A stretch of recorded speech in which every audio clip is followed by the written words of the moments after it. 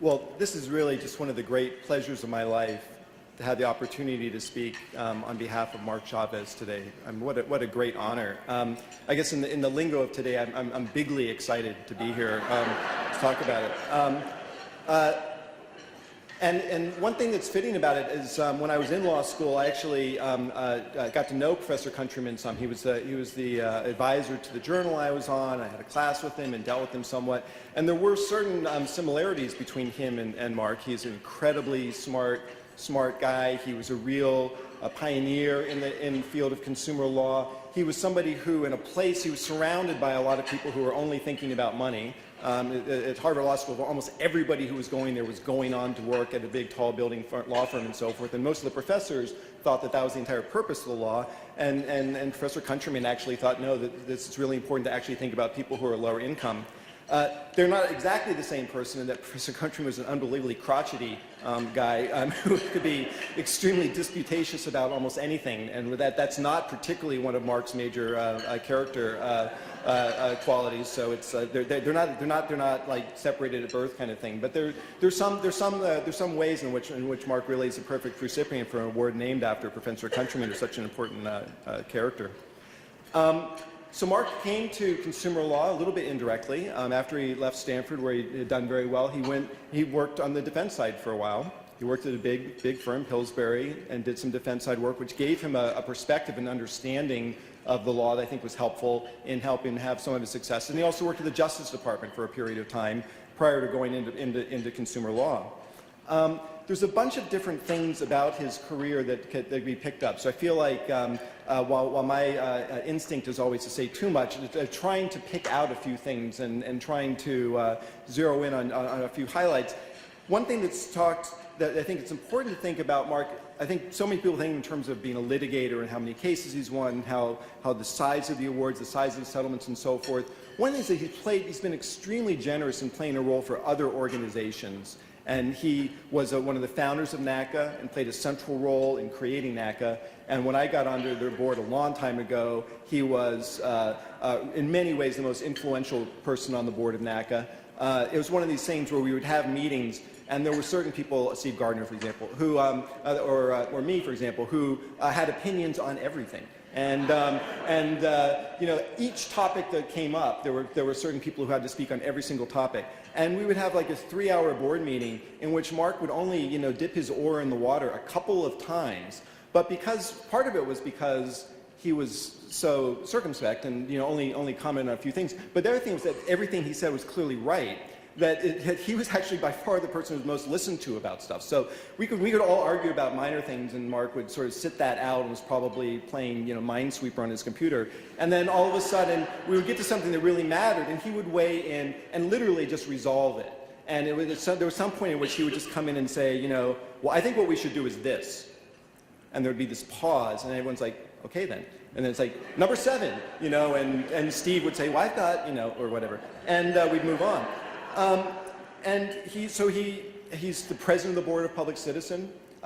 It's obviously an incredibly important group in our community, in our field. And he's done a lot to really sort of modernize and advance the organization in important ways. He had been on the board of Public Justice for a while and did several things that were extremely helpful to us that in that time. He's been crucial in the Stanford's public interest law firm, and so he's been someone who's given back a lot to the community outside of his legal practice. A number of younger lawyers have looked at him as a mentor, and there's been a number of times in my career where I've reached out to him and asked for advice. I know a lot of other people have, and he's been someone who's been very generous with his time and generous with his wisdom about things. He's someone who plays really well with others, so he has great relationships with co-counsel. It's been someone where it's been great to be able to work with him and work with people where a lot of times class action lawyers have a certain amount of combativeness. And there's certainly, I don't think this will be a revelation that there are some times in which you can get a room full of class action lawyers in which ego can appear. And Mark has a way of calming that and making teams work together in ways that are really helpful.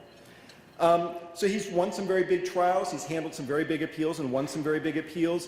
But one of the things I've really noticed about Mark is that while he's been willing to fight and been stubborn to take things through the end, he's settled some cases incredibly well. And early on when I was working in advocacy work at my current job, there were several times in which we were looking for examples of good class action settlements. And several people said, well, you should go talk to Mark Chavez. And he had this list of cases, seriously, in which he got 100 cents on the dollar, and also got paid, and also got injunctive relief. And I was like, so in what sense was this a settlement as opposed to, like, you know, Attila the Hun, like, finishing off a village, you know? And really, what I think what the settlement was that if they just went ahead and gave his clients everything, then they wouldn't have to fight for 2 more years and pay their lawyers and pay him that much more at the end. But that he had really, I mean, it was just unheard of in consumer class actions to see people achieving results at the level that he was achieving. And he's done this in a number of different areas, but I think the one where he was probably the most important from talking to a number of people is an area of forced place insurance. And he was particularly significant in the auto area, although I think his work also morphed into mortgages. But this is an area where you'd have someone who would take out a loan on a car, and the lender says, oh, you have to have insurance in the collateral, right? Because if it turns out you're a deadbeat, then we're going to be stuck, and how are we going to get our money back? And so if the person doesn't jump through certain hoops, they would suddenly have a company that they owned themselves, and they would charge you way more than the insurance was worth, and they would really cheat people on an enormous scale. And this was just a huge profit center and a way of ripping people off. And the level of abuses that you would see in this field were enormous. And Mark took down these companies one after another to a point where I think they've had more than 50 cases now in which he has gotten enormous settlements and really changed the industry substantially and recovering literally billions of dollars for people in the process. So, I mean, his career in that sense has been amazing. I want to say a couple of things about his character. So one is that he's extremely unflappable. It gets thrown around a lot, but I think that I don't think that I'm being exaggerating about this.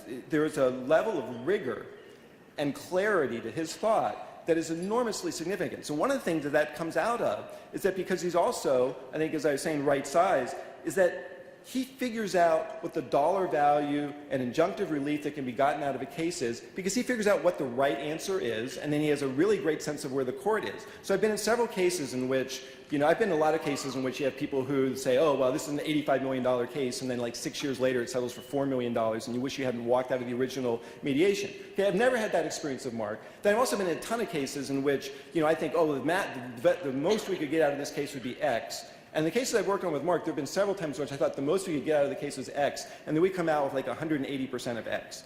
And I think, how did he do that? And he really has figured out not only what the cases work, but he also is extremely alert to personalities, to sort of the psychology of people. But I feel like there's nobody I've ever worked with who gets the exact amount out of the case that it's worth the way Mark does. And I was in a mediation with him one time, and it was something where there was a lot of pressure to settle. And we had the other side in such a bad situation that fairly early on they essentially put what's the value of the injunctive relief in the case is over $300 million. But there's still some other things that are important and they're worth fighting over. But most of us did not want to fight about it because we really wanted the $300 million in injunctive relief, right? And so there's enormous pressure to just take this and go. And the defendants are saying, look, we are absolutely not going above this. This is the most you're ever going to see. You take this now or you can just leave. This is the end of it. And Mark's like, this has been a really productive day. It's been wonderful dealing with you. The lunch was terrific. We're sorry, but we're going to go. And he starts packing his bag. And so the mediator goes down the hall with this news. And so we're across from this guy. There are a lot of defense lawyers who I end up not liking that much in the course of my career. This is a guy who actually had enormous respect for. I thought he was extremely bright, really professional guy, very strong. He literally was running down the hall, yelling, "No, don't go! Stop packing!" He runs in, "Stop packing!" He goes, "I'll call New York. We'll see if we can work this out." And Mark's like, well, if you think, I don't know. And he says, no, really, please. And so Mark puts his stuff back, and we sit there, and we close the door, and he's like, oh, so we're actually going to get it all. And we did. And it was really, it was a remarkable story, but I've never worked with another class action lawyer who would have walked away from that deal. I mean, and I don't know anyone else who had the stubbornness where they would have been certain, I figured this out, this is right. It doesn't make sense for them to walk away from this. I mean, I was definitely willing to take this case, for less than it was going to go for. And Mark just knew. And the other side was absolutely certain that we were going to bend. And then when they realized that this guy was just not bending, that he just knew what was right, and he wasn't going to leave there without what was right, they had not gone in there preparing to bend. So they did have to jump through a bunch of hoops to make it happen. But it was really, seeing this guy sprinting down the hall, screaming, "Please don't go," was really, it's really one of the peak experiences of my legal practice in my career. It's really, there's very few things as entertaining as that afternoon was. And then the last thing I want to say about Mark is he has a very strong moral compass and very strong sense of what's right and wrong. And so there have been a couple of times in which I've been involved in cases with him and co-counsel say, we should do something. And there's just, Mark's very calm. He's like, we don't do that. It's like, well, a lot of people, yeah, we don't do that. And he's absolutely clear about it and has a very strong sense of internal ethics that from which he just does not differ, does not deviate. And then there have been a couple of times in which there are some people in the practice of class action law in particular who are just bad actors and who have done some really ugly things. And there have been, Mark is he's certainly not a Ted Frank kind of figure or, one of these people who goes around objecting a lot, but there have been a couple of times in his career in which he just said, this is really not okay, and gone in and actually brought some enormous legal malpractice actions which, you look at them and he's absolutely right. And if this community is going to be one in which we're going to be able to take the high ground, we can't allow people to operate in this community who are thieves, kind of thing. And the cases that Mark's gone after, some of these guys, have been cases that have taken forever. Some of them are still ongoing. They're not cases in which he, filed a legal malpractice action and then was cashing a gigantic check a year later. I mean, these are things these are like Asian land wars that just keep going and they're fighting and dragging it out and it just, keeps never ending. But the fact that once he saw that something was really wrong, that a bunch of people had been screwed over and cheated, and that it was also really just harming the practice of class action law, he stood up and said, I'm not going to accept that. It's not okay with me. And I think that kind of moral compass, that kind of strength, is really something that we should admire. In the world of consumer lawyers, there's just very few people who I think there's more great stuff to be said about than Mark Chavez. And I've said too much already, but I just want to say that it's such an honor to present him this award. There's nobody I can imagine who deserves it more, and I'm just so glad he's receiving it. So Mark, please come up.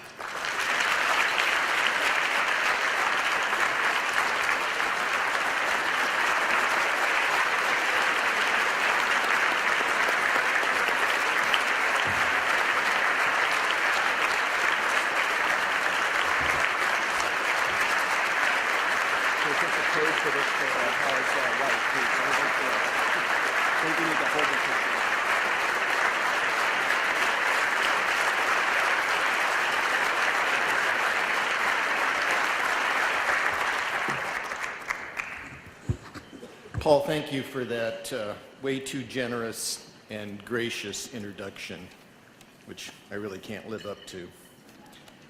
At the outset, though, I do want to assure everybody in the audience that I'm not going to keep you in suspense. I'm going to accept the results of the election for the country since I won. So whatever rigging occurred in the voting, I'm fine with it. Now, in all seriousness, I have to say that I'm a bit taken back to see my name added to the list of luminaries who've received the Countryman Award in prior years. I stand today where Dick Rubin and Kathleen Keast and Mike Donovan and Paul Bland and so many other exceptional lawyers have stood in prior years. In all fairness, I should list all of them. Suffice to say that the people who've won this award have been the giants in the consumer law field, and it is an incredible honor to be considered worthy to join their ranks. And the extent of that honor is enhanced because I am aware that I'm receiving this award as a member of this community, as a representative of those of you sitting in the audience. The people in this room share a common bond and a common commitment. Each of you has made a choice to advocate on behalf of consumers against large corporate interest. It is hardly an easy choice that you've made, and it's hardly an easy role that you fulfill in our society. You fight battles on increasingly difficult terrain, frequently in the face of long odds, and almost certainly against far better resourced defendants. In too many situations, you are the only hope that a consumer has to halt abusive debt collection practices, to avoid foreclosure of their home, or to recover a life savings lost through a fraudulent scam. It is a weighty responsibility that you've assumed, but one that you discharge with tenacity, dedication, and integrity.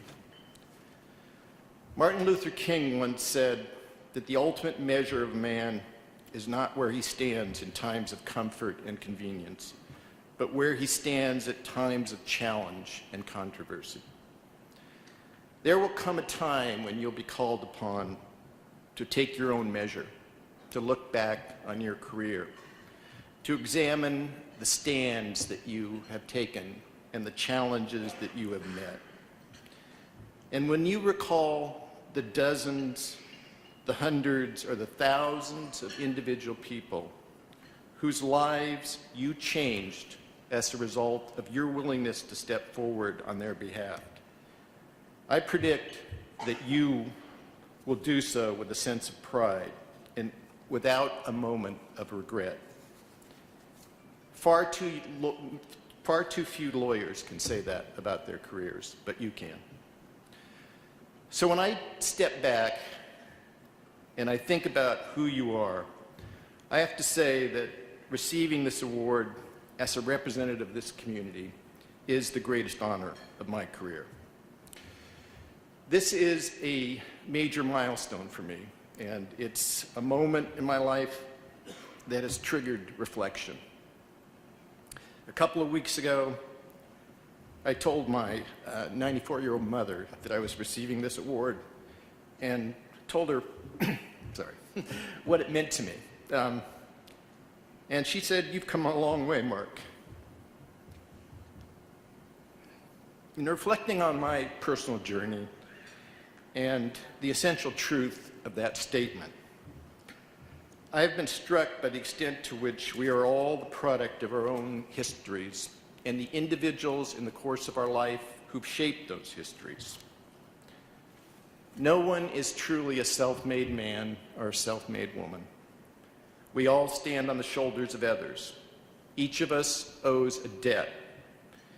Each of us owes our success to others who've guided our paths, who've extended a helping hand, or who've opened doors to us at critical points.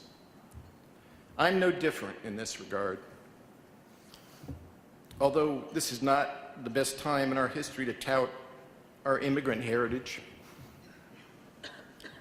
I would be seriously remiss if I didn't acknowledge the contribution of my father, to my success.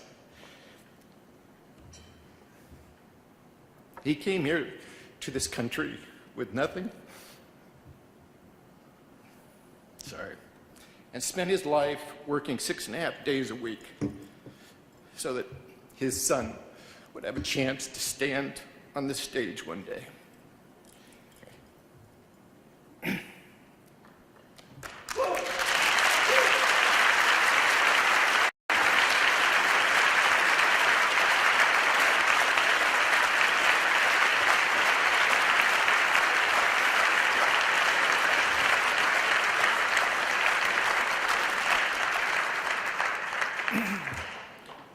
I owe an immeasurable debt to my Uncle Hugh, who stepped forward to rescue me from the juvenile justice system and provide me with a second chance to right my ship in life.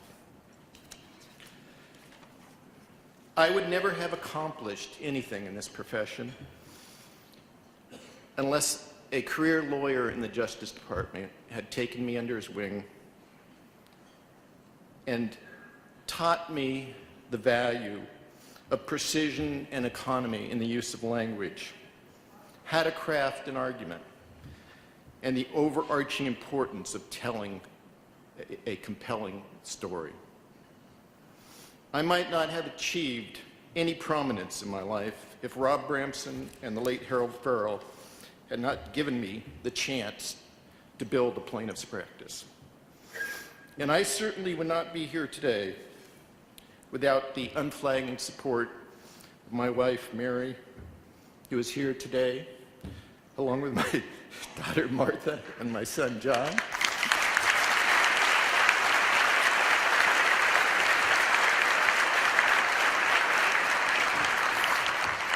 Unfortunately, our younger daughter, Sarah, couldn't be here because she's in Australia. Ours is a profession that demands extraordinary sacrifices. And the truth is that our families bear those sacrifices as much as we do. My family has endured my many absences and my many distractions over the years. And it is only fitting that they are sharing this moment, and it is only fitting that they share this award. I want to close by saying that I fully understand the significance of the Countryman Award. This is clearly the capstone of my career. I am deeply honored by the recognition, and I wanted to thank all of you for the reception.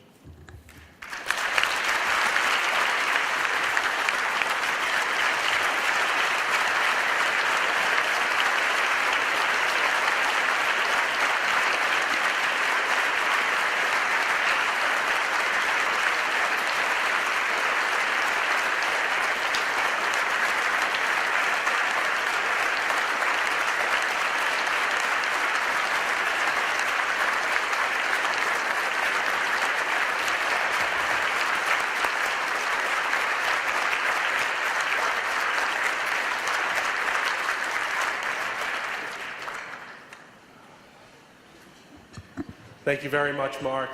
What a moving and wonderful speech. You truly epitomize what this community is about.